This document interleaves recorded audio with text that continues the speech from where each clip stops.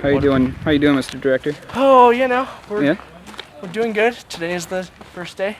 Fuck yeah. We're just gonna be doing a stunt today. Just leave me hanging. It's great. Don't you? Yeah, there you go. Scene 17, bomb out 1. Yeah, I like the post-apocalyptic. I'm gonna start over there. Do I like the post-apocalyptic? We zero in on this one very, very hyper-specific angle of this world, this one point of view of one person who himself seems to be in, I guess I would say, denial. He's still working through it.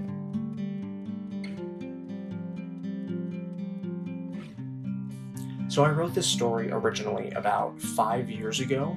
I've always been fascinated with isolation films and the story of the last man on Earth. And it was a 40-page script. Many people told me, this is boring, this isn't filmable. I pitched it to a lot of people as the first act of I Am Legend. Reading one of those early drafts, it was really different from what we had done so far. Pretty simple dramas, nothing to the extent of post-apocalypse. And in the casting process, we got well over 100 submissions. I remember it being really physical. I think we were doing the scene where I was just discovering this injury that I had, this accident, and I get this leg injury, and for me to get into it, I decided that I wanted to be really out of breath. I think if I got this really bad injury, I might start hyperventilating, I might get really anxious and nervous, start getting scared, you're losing blood, you might start fainting a little bit, so I decided to get my breathing to be really erratic, which was great for the first couple takes, but by the third or fourth try, these breathing like that really starts to get to your head. Got down to the final 3, and we did an in-person audition, and James killed it, and so I thought, this is our guy. And the funny part about all this is that we were inside a media room, inside of a college library, and so also going in my head was like, damn, are people hearing me groan and moan in pain? 2 or 3 months later, we started filming. The mental preparation was a little bit different for me for this one. Keep myself in that mindset of being the last person around by just really not talking to crew all that often. I felt like people were a little bit concerned about me, and I realized it's maybe because of the face that I had on. Everyone kept asking me if I was okay, which I totally was, but it just probably didn't look like it.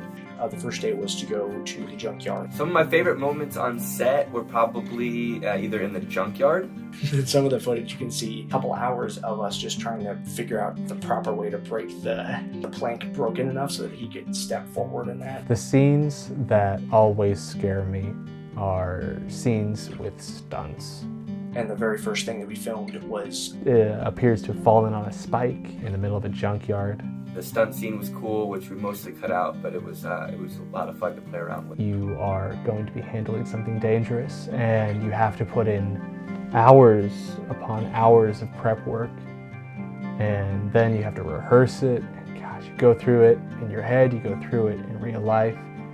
Yeah, I think both of our stunts in this movie turned out pretty well. The last day was filming in the theater. At the movie theater lobby, supposedly working, still working after everyone's disappeared. Because he's a man of routine, who isn't? But yeah, no, that scene really stands out to me. It's the most real-world looking scene. This is a lived-in place. One of my favorite shots in the whole thing, we were at the end, everyone was tired, but we were on schedule, so we decided to get some random footage, just B-roll, of him doing karate in the lobby and him sitting around. It's also, I think, the most playful scene in the whole movie. The montage in the movie theater where I'm just really bored and playing around and doing karate, and so I was supposed to be sleepy during some of it, and I really just leaned into that hard. The rituals he has every day, going to the junkyard, trying to fix up the car, and of course going to work. To me, these work scenes really stand out because they get to show us this more playful side of the character. Really making use of his surroundings, and I love the style of that theater, that very retro style. Yeah, I think those scenes really stand out to me. What was my toughest moment on set? That is an easy one. I pulled the trigger of a real gun at my head So those scenes were really difficult. Even though I obviously checked the gun, we had gun safety. It's just a whole different thing when you're doing it, and it just goes against all your instincts to pull the trigger. It's much easier to shoot targets or other things. Just this one brush with this genre was really fun and really fascinating to be a part of. I don't think this is a one-time thing for me. I would definitely make another film in this genre if given the opportunity. It's a lot of fun, and I think that people love playing with this edge of our society. It feels kind of far away, yet not too far in sometimes. So I think it's definitely one of the more understandable of the fantasy genres. You know, as opposed to creating an entire world from scratch, you have a starting off point.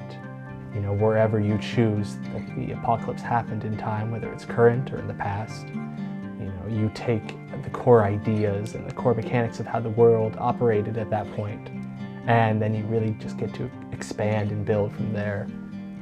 You know, in No One Left, it was a bloodborne pathogen, a disease that spread and wipes out humanity, so there's almost no actual damage to the world itself.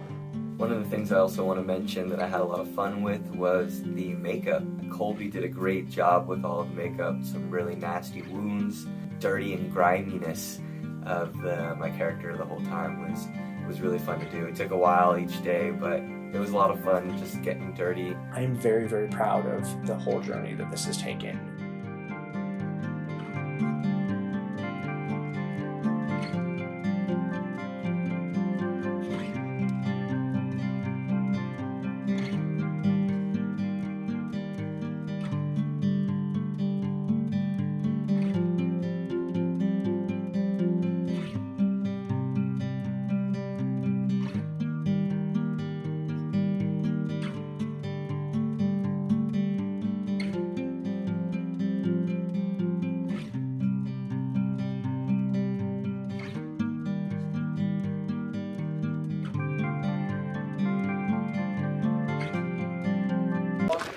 How you feeling?